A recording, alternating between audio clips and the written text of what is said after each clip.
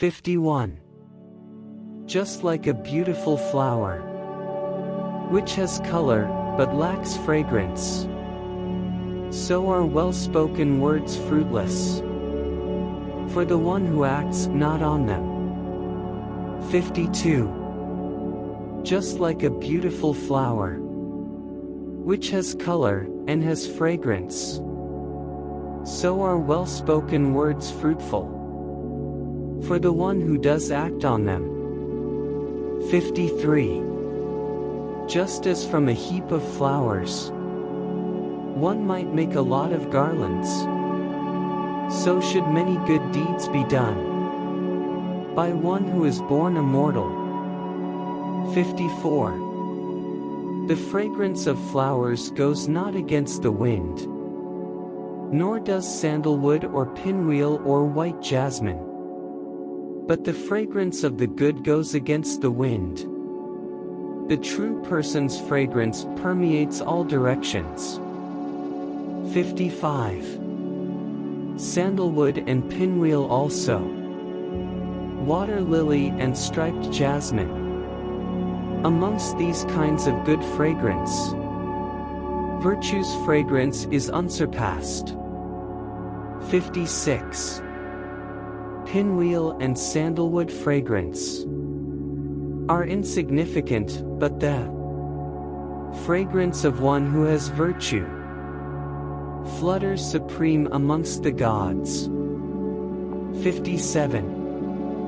Mara cannot find the path of those who are endowed with virtue, who live heedfully, and who are completely freed through deep knowledge. 58 to 59. Just as in a discarded heap along the highway a lotus might arise with a pure fragrance, delighting the mind, so amongst the blind and ordinary folk, the perfect Sambhuddha's disciple shines forth because of his wisdom. 60. Long is the night for one awake, long is a league for one tired, long is the round of births and deaths, for fools who know not true Dhamma. 61. If while roaming one cannot find one better or same as oneself, one should resolve to go alone. There can be no friendship with fools. 62. Sons are mine, and riches are mine, so the fool suffers vexation when even self is not his own.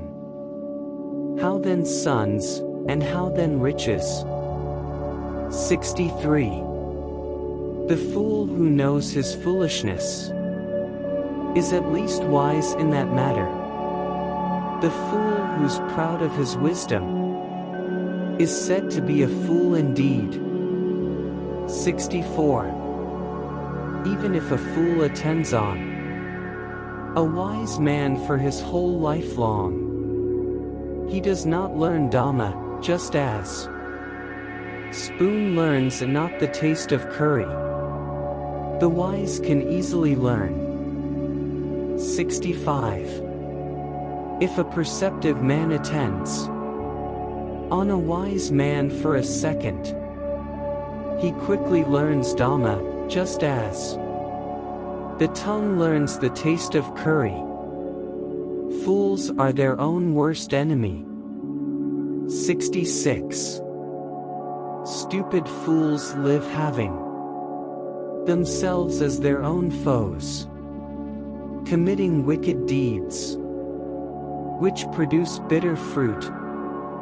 67. That deed is not at all well done, which, having done, one has regret, for which he has tears on his face, as the result follows him round.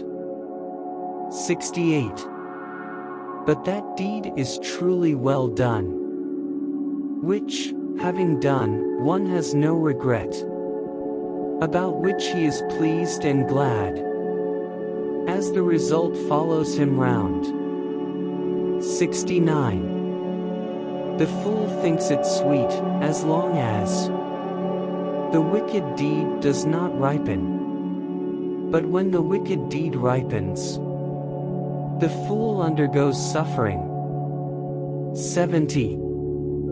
From month to month the fool may eat food with the tip of kusa grass, but he's not worth a 16th part of those who have mastered Dhamma. 71. A wicked deed that has been done, like milk, does not turn all at once. Smoldering, it follows the fool, like a fire covered with ashes. 72. Learning arises for a fool only to his disadvantage. It destroys the fool's good fortune. It will destroy his very head. 73. The bad man may wish for respect and status amongst monastics, control in the living quarters, worship amongst good families.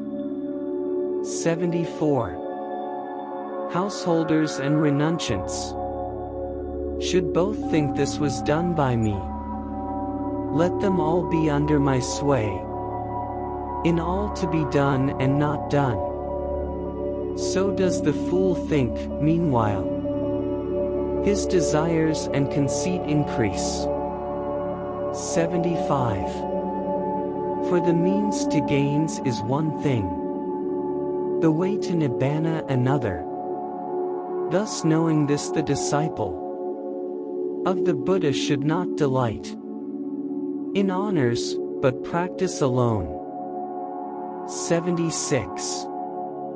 One should see one who shows your faults, just like one who points out treasure.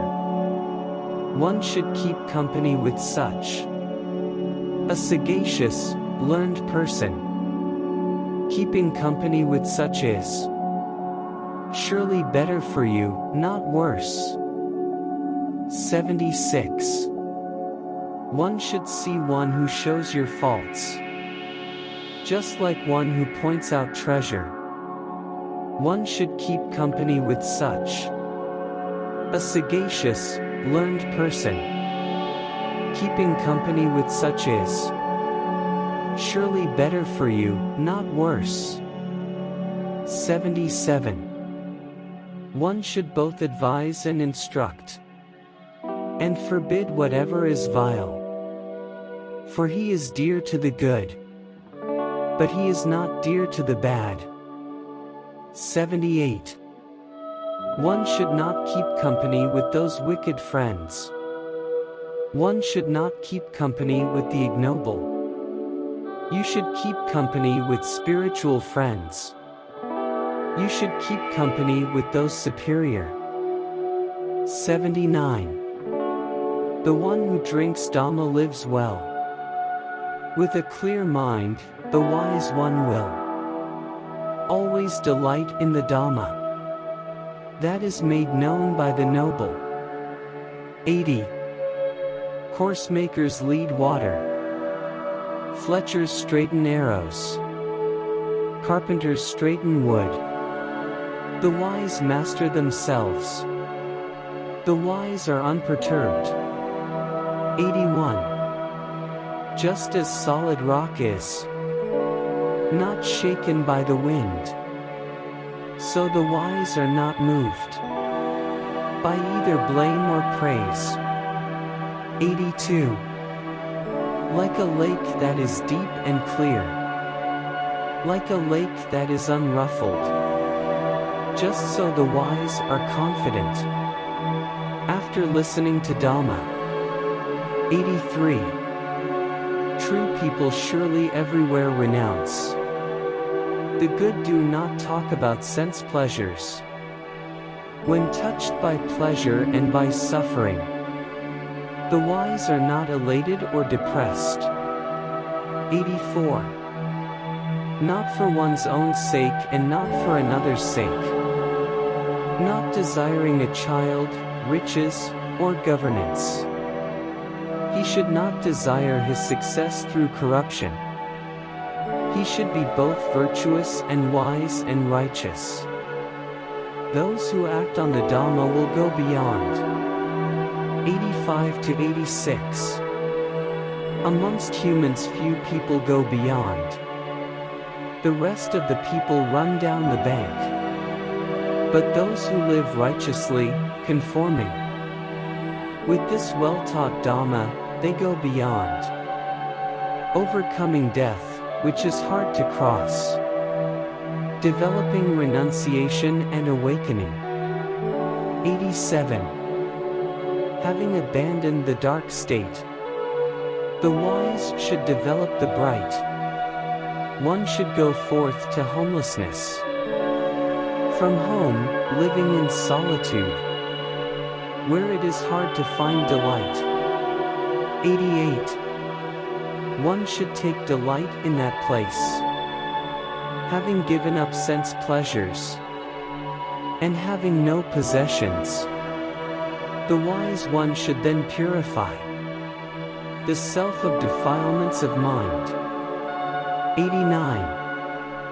For those who have well developed the factors of awakening, having given up grasping, those who delight in being unattached, pollutant-free and shining forth, are emancipated here.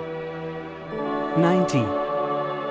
For the one who has reached his goal, who grieves not, released on all sides, who has abandoned all the knots, no consuming fever is found. The mindful abandon their homes. 91. The mindful ones who are striving do not delight in their dwellings. Like geese who abandon a lake, they abandon fondness for homes. The track of the liberated is hard to find. 92. For those who have no stores, who know their food aright, for those whose resort is the liberation that is empty or signless, like the birds in the sky, their track is hard to find. The footprint of the one who is free is hard to find. 93. For him whose pollutants are destroyed, who is not dependent on the foods, for him whose resort is the liberation that is empty or signless, like the birds in the sky, his footprints hard to find. The gods envy the Arahat. 94. For the one whose senses are stilled, like horses well trained by their groom, who has abandoned all conceit, who is without all pollutants, even the gods envy such a one.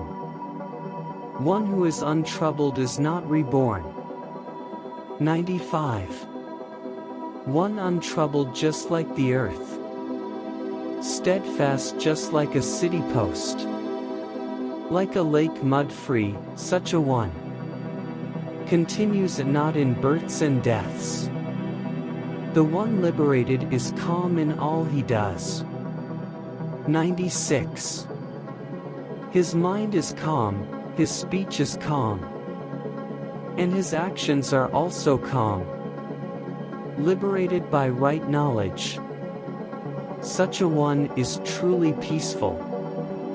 The Arahat is the person supreme. 97.